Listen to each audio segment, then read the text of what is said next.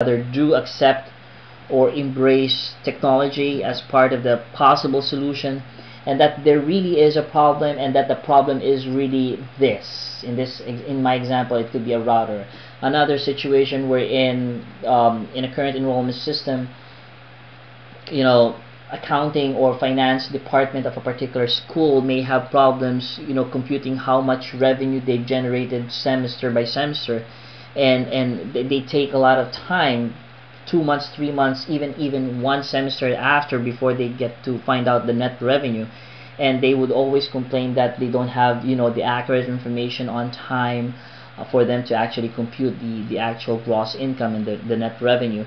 One of the solutions could either be, just train the staff, to better use the technology that they have on hand, or probably assist them with actual application softwares like ACPAC or Intuit in doing their accounting systems.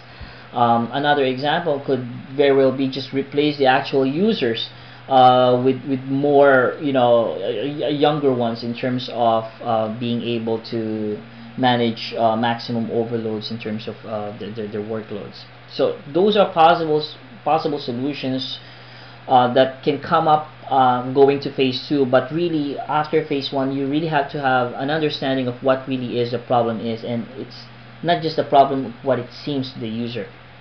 Going to step 6, this is where you try to develop an understanding of the existing system, and this is where you try to document the current process step by step. Normally analysts either use a flow chart, or they would normally use a flow chart in defining this, or what is more commonly known as the data flow diagram. Okay, as a systems analyst, they use a data flow diagram to identify the current steps and the bottlenecks by which each step has, and from there the analyst would be able to find out and understand where specifically in the current process, which step the problem actually occurs. You're going to, after identifying which particular step introduces the problem, and that really is the problem, you try to identify how can we remedy that step. Maybe we can change that step to something still manual, but would require more people.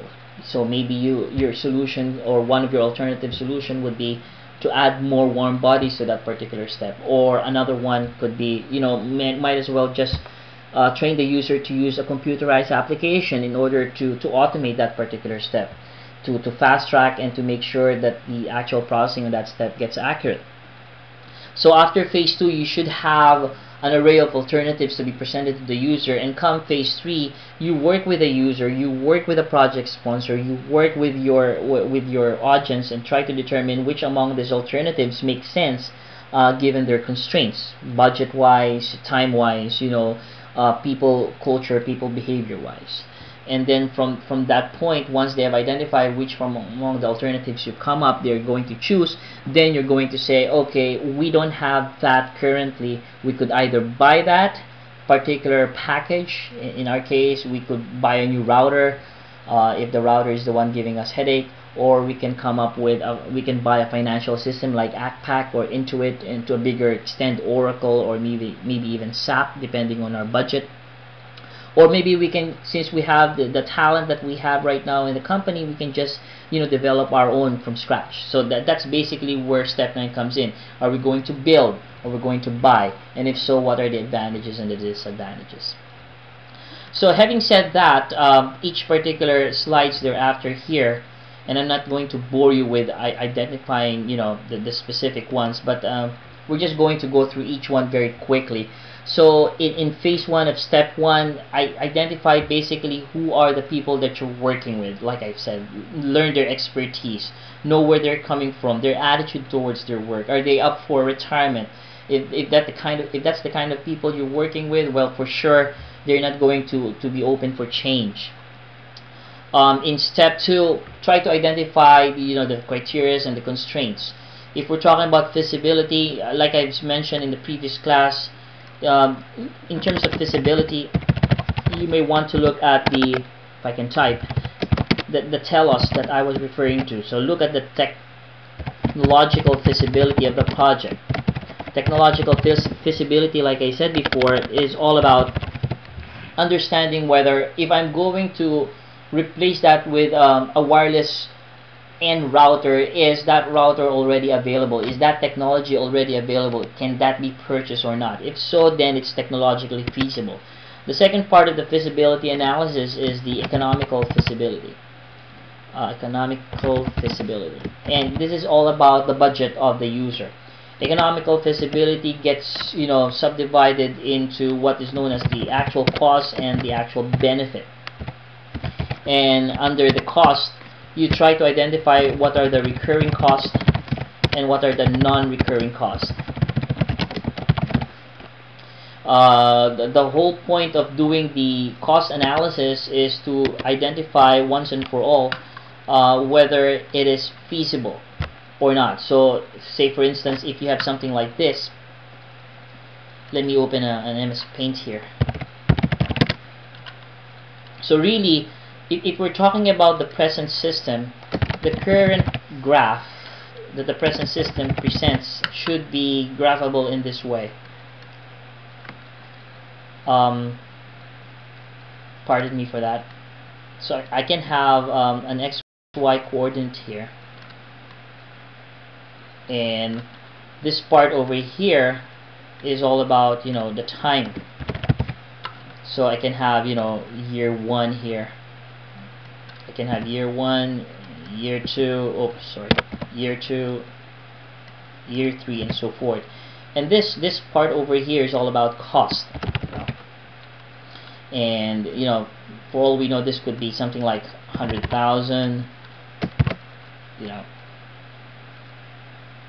or it could be, this one could be 200k, and this could be 300k, and so forth and so on. And really, like I mentioned before, the present system should, if you try to grab the recurring and non-recurring costs, it should be in this fashion.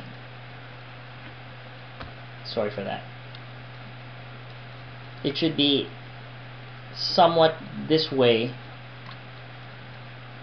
and as time goes on, the actual cost to maintain that present system goes up. The proposed system actually should be graphed this way. Okay, so if I'm going to put a label here, if you don't mind. And at this point, really what you need to have is